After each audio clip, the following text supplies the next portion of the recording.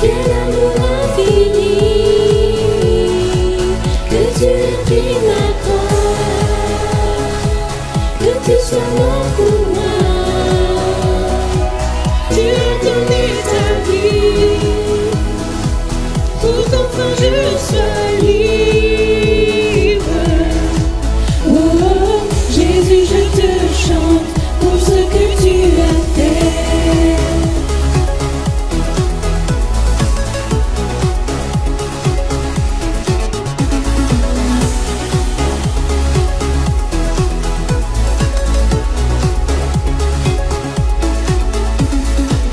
Qui ramène la paix dans la confusion, change les orphelins en fils et en filles. C'est le roi de gloire, il est le roi des rois.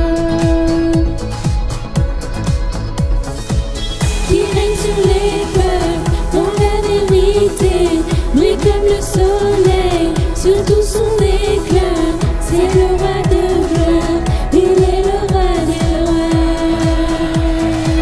Quelle grâce incomparable, quel amour infini,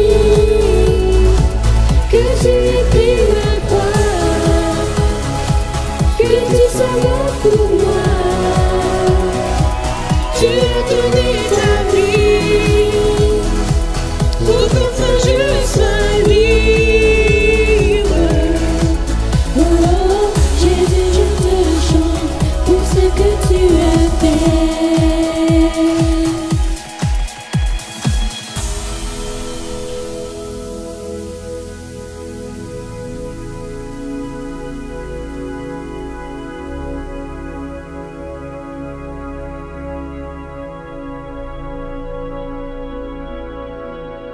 Digne l'agneau sacrifié,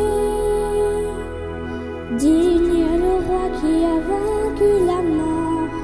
Digne l'agneau sacrifié, digne le roi qui a vaincu la mort. Digne l'agneau sacrifié, digne le roi qui a vaincu la mort. Digne l'agneau sacrifié, digne le roi qui a vaincu la mort. Digne l'agneau sacrifié, digne le roi qui a vaincu la mort. Digne l'agneau sacrifié, digne, digne, digne. Quelle grâce incomparable, quel amour infini, que tu aies pris ma croix, que tu sois mort pour moi. Tu as donné ta vie pour qu'enfin je sois libre. Oh Jésus, je te chante pour ce que tu as fait.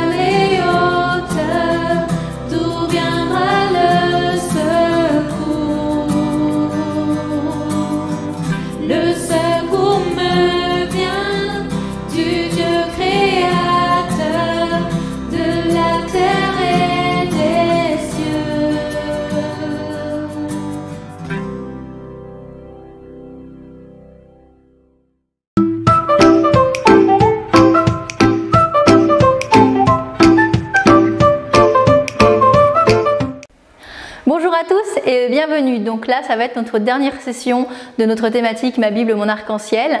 Et aujourd'hui, pour le thème d'aujourd'hui, je vais vous le faire deviner. Donc je vais vous donner plusieurs personnages et vous allez essayer de trouver le point commun entre chacun. Le premier personnage, Simba. À ton avis, Simba, quel va être ton point commun avec tout le monde? On sera toujours amis, n'est-ce pas? Bah, c'est sûr qu'on sera toujours amis. C'était ça le point commun, tu penses? Mon papa m'a appris à bondir. Qu'est-ce que tu as appris aujourd'hui? Ah, moi j'ai appris plein de choses. Et vous les enfants, vous avez appris? Quand je serai grand, je serai roi. Et toi, qu'est-ce que tu feras plus tard? Bah, je sais pas trop encore. Peut-être prendre ta place. C'est une bonne idée. Allez, rugis toi aussi. Oh, je vais pas oser, je demande aux enfants de rugir. Allez, essaye encore plus fort. Rugissez plus fort. Waouh, c'est fort. Qui est ton meilleur ami? Oh, j'en ai plein, mais je crois que je vais dire que c'est toi. J'en ai deux, Nala et toi. On sera toujours amis, hein? Ah, ça c'est sûr.